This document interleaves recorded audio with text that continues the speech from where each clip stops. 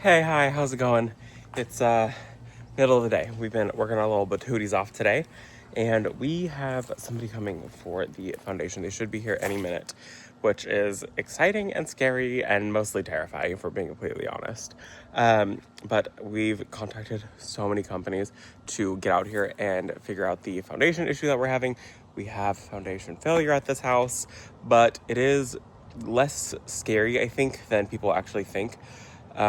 Because our foundation is not, it's really easy to get to. It's very accessible. We'll go down there today.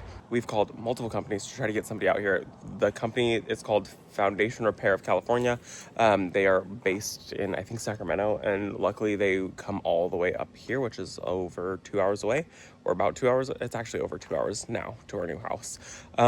So it's over 2 hours away. Luckily, we found a company that would come up here. So obviously, I like price transparency, so when I get the quote back, I will talk about the whole cost and repair and breaking that whole thing down for you guys and kind of go over what they say. It has been weeks of people saying, Robbie, fix the foundation first, fix the foundation first, fix the foundation first. But we've been trying to fix the foundation. We've been calling companies, and this was the soonest we could get literally anybody out here. So we're taking it. We're just going to see what they say, and we'll show you guys the basement when we get down there. We just got here, and we kind of walked the entire house and addressed kind of the main concerns and issues. So he is hand drawing the entire house right now to get a lay of the foundation, and then we're gonna go under the house. Turns out Brent took the big flashlight to the other house. So that's super cool. So I will try to show you guys the underneath of the house. I'm gonna show you it in this video. I'm also trying to not really film him too much, try to give him like his privacy because he is working. He did say that we could film, but he's just walking around the house drawing it out right now. So there's no need to film him doing that. We're gonna go down into the basement so we can show you guys the damage that is down there. It's a little sketchy. So here's how we get into the basement. We climb down this ladder and say a little hope and prayer. It's giving horror movie vibes. Somebody died down here. So this is our basement. Welcome. You can see there's a crack here in the foundation, and the house was actually built with river rock. So that is rock because we're actually kind of close to a river, close enough for them to go get it. We're not close enough to hear it, but it has foundation cracks there. It looks like some point somebody did some work here. And then, funny, you can actually see the knob and tube wiring that is then connected to cloth wrapped wiring with electrical tape. That seems safe. And same thing over there. So that's all got to get removed. And lots of cracks all the way through. And then this wall is the wall that is the worst wall. This wall is where it's, if you stand on the side, I doubt you guys will be able to tell, but it's actually bowing. You can't really tell, but the foundation is starting to bow. So it's actually touching right here. And then if you come up here, there's huge gaps. So it's got a bow to it right here, but this is the same thing. It's made out of cement. And then you can see there's river rock in there and obviously critters that live here. And these are the stairs that used to be the way that you would get into the basement. And there was a flood at some point. So there's also a really good chance that there is a cement floor in here. We just would have to dig through here, but there was a flood at some point and it brought in all of this sediment in here. And you can see there's like some of the insulation that all fell down from when we were working up above. But yeah, the crack goes from there and then all the way across. So it's really not great. And see the light that's coming through there? That's up into the house. So that is also how critters were getting into the walls, is they're coming in here. That is screened off on that side, but this side over here is not screened off. And so animals were coming in through the house over there because there was an access point over there that was just open.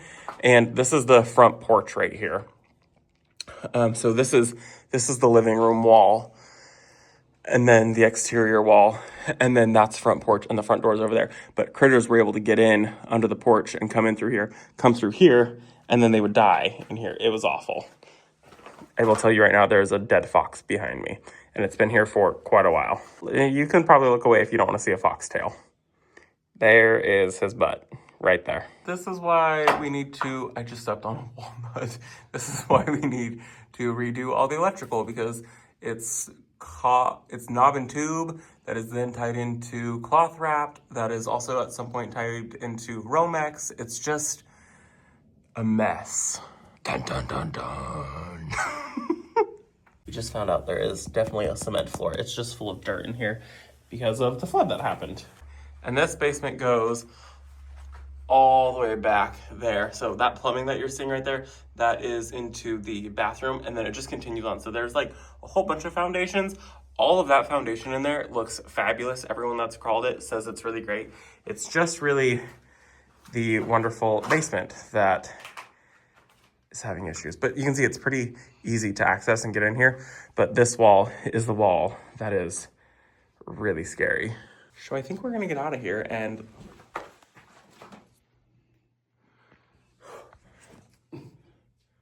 shine the light over there.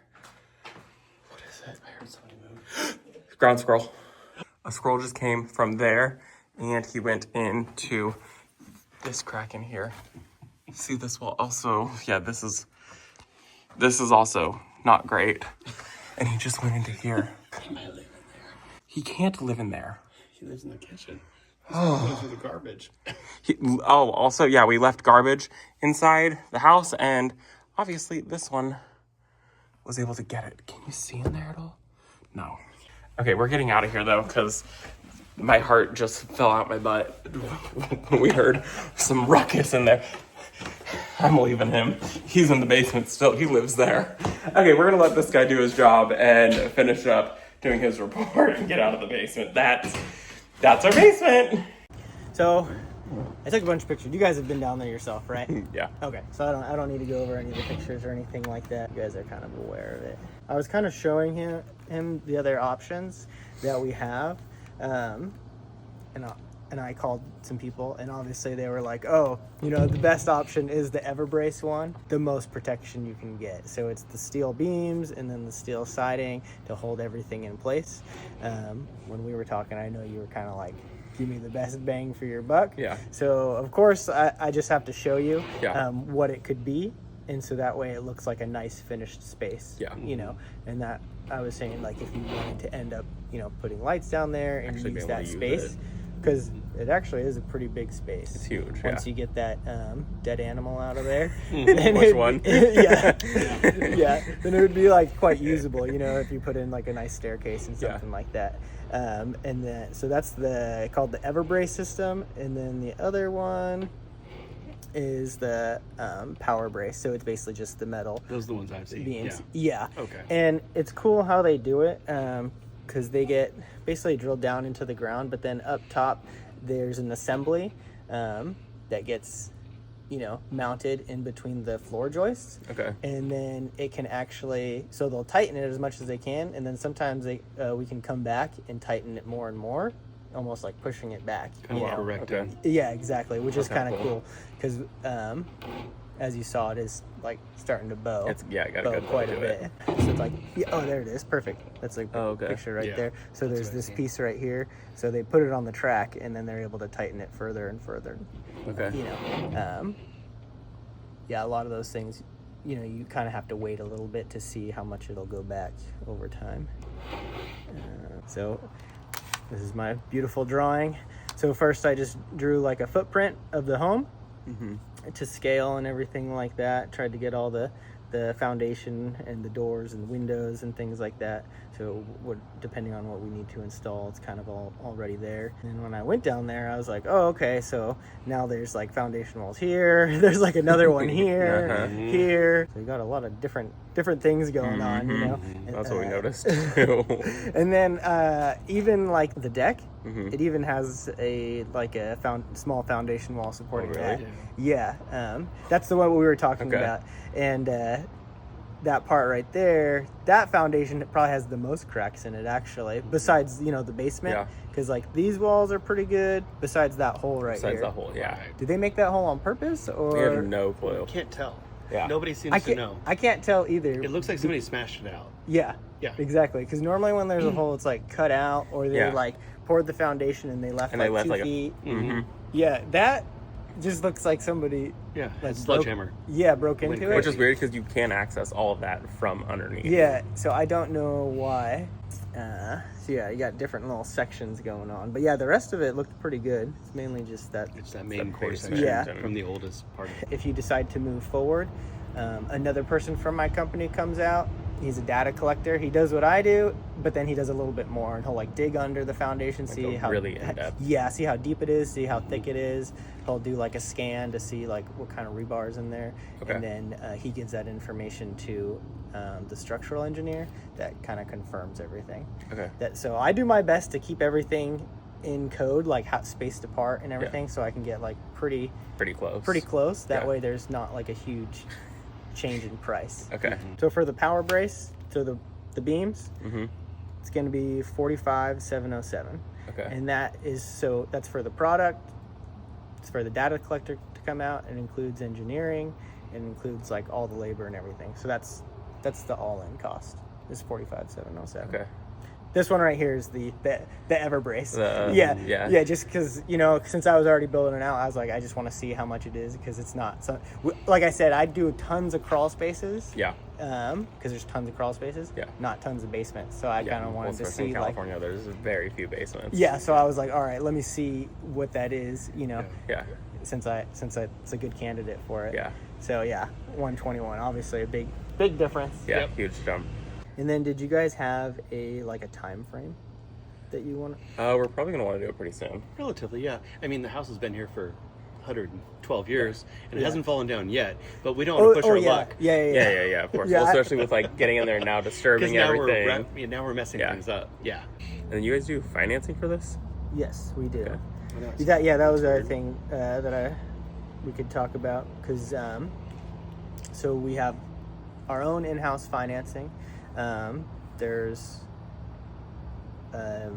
basically like a no payment for a year. Basically, it's 0% financing, and you just pay it off within a year. So there's Okay. no payments. It's just You just get it paid off. get in it a paid year. off in that Yeah. year, or interest will start Yeah. accruing. Yeah. And then we have like longer term, like 5, 7, 9, 10 year Okay. financing. Okay. We have those options, and then obviously you're welcome to use your own.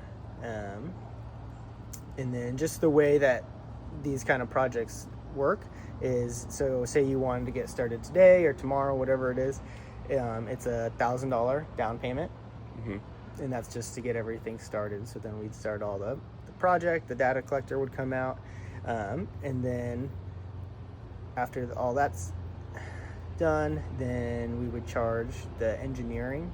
It was only $1,000, Okay. so that's not too bad. Like the permit permits was 2,000, 2,100. Yeah, Engineer, so 1,000. I think it's $1,000 for the down payment. Then once we send it over the engineer, then I think we charge the data collecting and the Okay. engineering at the same time, so $1,475, and then the bulk of everything else is 60% when we start, and then 40% when we finish. That's if you wanted to pay cash. Right. Yeah. Well, he is gone. And I'm sure that you heard the price. And no, you did not hear the price wrong.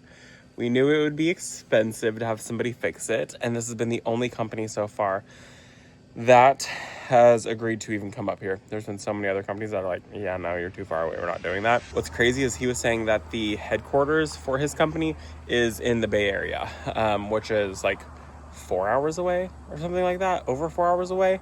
So he was actually the furthest company that we contacted. And I mean, they said they would do it, $45,000 for the cheapest option, which he said is not even 100% certain that that'll work. We will know once they actually bring in a engineer.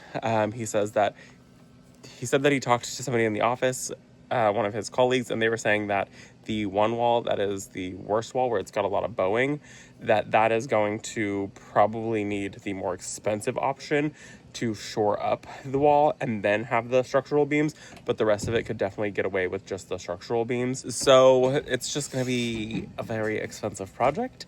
And we even think like, okay, maybe we DIY this, right? We thought about DIYing it for a moment. Sure. Yeah.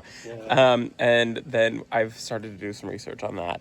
And I watched another person who DIY'd their foundation, which was about the same size as ours. And they said that their biggest regret was just not paying somebody to do it. They said that it took months and months and months of like work, and it was just like every single day. That's all they worked on for many, many months. And yeah, they said that their biggest regret was just not hiring somebody to do it. Even though they saved thousands of dollars, I mean, they still spent thousands and thousands and thousands of dollars to repair it. They just wish that they had hired somebody else to do it. So I guess that we're going to hire somebody to do it, and we're going to be eating beans and rice, and there's probably not going to be a whole lot of plant shopping happening. So I'm probably going to just beg some friends who work at these plant companies that I know, that I've luckily built relationships with, to be like, hey, please send plants, because I can no longer afford plants. No more antique shopping. No. No more antique shopping. So we got the tree removal quotes back. So we said that we want to do two different options. So one option would be getting rid of the two big trees, which definitely needs to happen, and also removing a stump that's really close to the house. That's going to be $2,300. And then there's another tree that we want removed, and some trees that are along the road where we see some of our neighbors. They have to like drive their tractors by it, and we know that their trucks and their tractors are hitting these branches. And so we want those just limbed up until we can afford to remove it. That's going to be $1,800. So $4,000, over $4,000 in tree removal. And then we got the termite work order back, and that's going to be treating the green fungus that they found on some of the wood, and treating for the termites and repairing the termite damage underneath the house. And that is $2,625. So we're just going to be eating sandwiches for dinner tonight.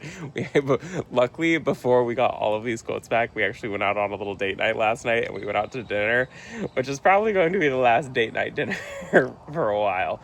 So before we even get into actually like doing any real like repairing on the house, because it's still in demo phase, we're looking at over $50,000 in trees and termite and foundation.